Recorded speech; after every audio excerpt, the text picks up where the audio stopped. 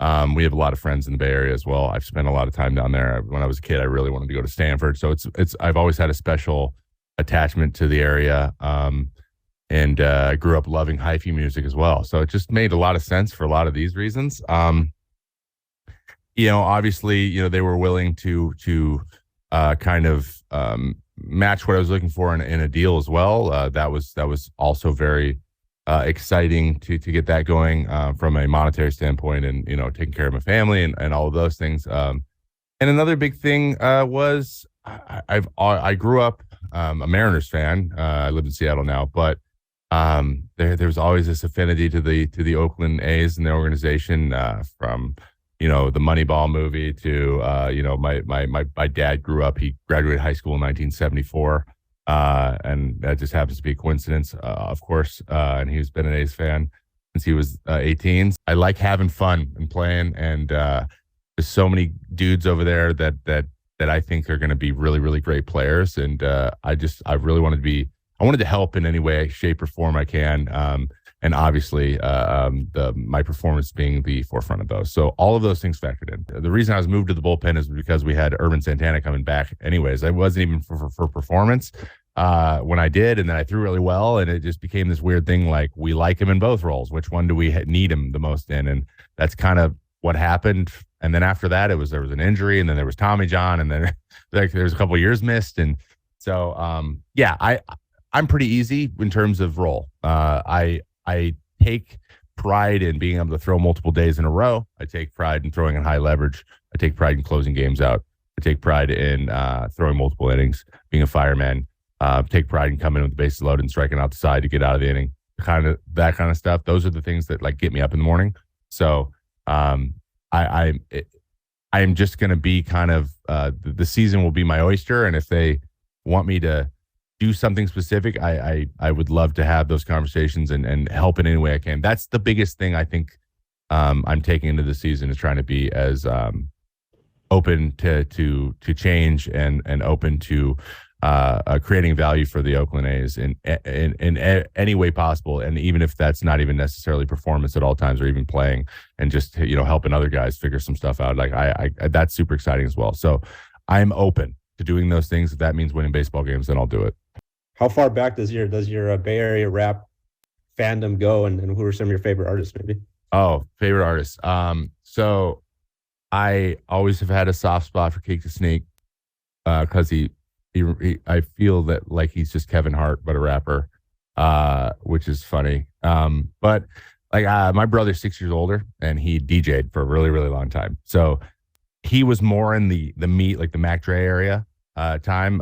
Mac Dre was a little bit before me, but like I love the Federation. I loved the big boys, E40, Too Short, and I'm sure if I go back into the archives, because I still have all this music, that I'll find a bunch that I completely forgot about. The Team, I love The Team. So yeah, I mean, I bet you if I threw out the Federation of The Team, people who aren't from the Bay, they don't know who that is at all. So hopefully that's obscure enough. I'm sure it's pretty popular in the area, but I'm sure there's people that I don't even know about that I'm going to discover too. So it's exciting. Yeah. You heard of the Coliseum for sure. Yes, let's do it. Citi Field has no foul territory. Target Field actually had quite a bit, and I think benefited me. I get lots of pop-ups foul. And the first pitch I actually threw in the big leagues was Coco Chris popping a ball up foul in the Coliseum, and Trevor Plouffe catching it and almost falling over the mounds, the home mounds. So I did make my debut there against Jeff Samardzija. It won't take you much of a Google search, but I walked 7 in 2 innings. So don't look that. Wasn't great, but I have the soft spot. It's the first stadium I ran out onto a stadium. And Torrey Hunter told me when I was young, when I was a rookie, to go out, just look around, just like take it in. Good, bad, or indifferent, you always remember that moment. So my first experience is Oakland Coliseum.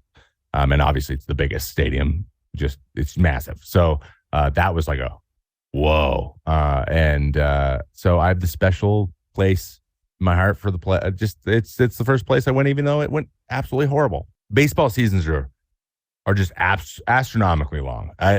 In terms of just number of games. Actually, no, it's just the longest. It's the longest of any of the sports. And it's every day. It's all the time, every day.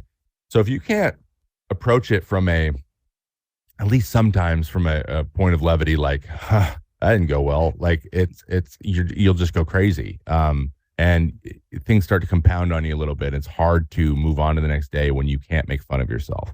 And so you notice that from the guys that have been around longest, the longer you're around, the more you make fun of yourself.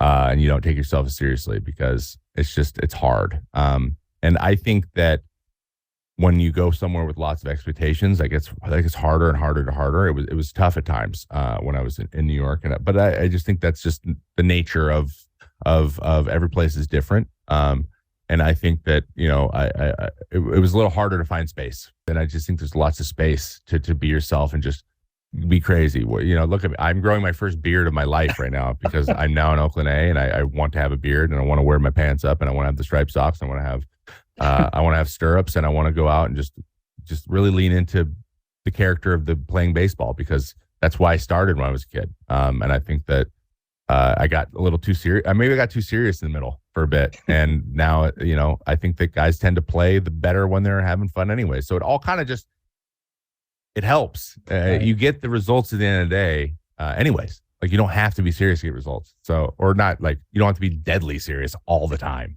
to get results. And so there's a way.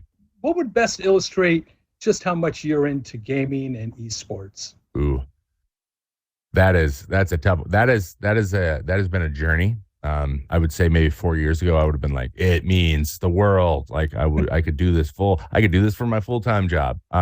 I think that it's always had a special place in my heart. I've been a gamer my whole life. Like I said, I have a brother that's 6 years older than me. We'd always share our consoles. So that's how I got the regular Nintendo, Super Nintendo, and N64 when I was a kid, is by us being tandem, have to share it. So we each got games. So it started there.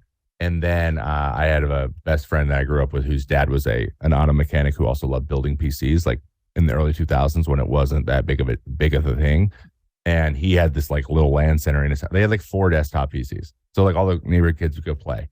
So it's become a point of comfort for me. It's a creative outlet. I'm a pretty creative person. I think that once I'm done playing, that'll become very, very, very clear. But I've always been I need creative outlets in order to relax, and it has become that for me. So I play like lots of games that are very open, sandboxy, and where it's just your creativity that's driving what you're doing. So having a veteran in your bullpen is very important, because bullpen is the most fluid group of guys usually from team to team. So I think that I have a wealth of knowledge in that area. So guys have questions on, or what should I do if my arm's bugging me a little bit, but like I don't want to say anything because I don't want to, you got to take care of yourself, and that's important. But I also think that in terms of a dynamic of a successful bullpen, without established roles, like the 6th, 7th, 8th, 9th of bullpens, that's just not the way that it's done anymore. There's a lot of moving around and stuff. The closer's kind of rigid for a lot of teams. For the most part, like 7th, 8th, and 6th, 7th, 8th, they're like, and 5th, and a lot of it are just like, you could be throwing the 5th and then the 8th the next day. So like, I would love to help build a culture of like, once you start to see yourself being put into the same situation overall, really embracing that, preparing for that role and that situation. And then with the goal of, I'm going to hand this ball off to the next guy, and we're just going to build off of each other's performance. So like when the guy shuts down the 6th, the game's now over because the next 3 guys are all going to shut it down.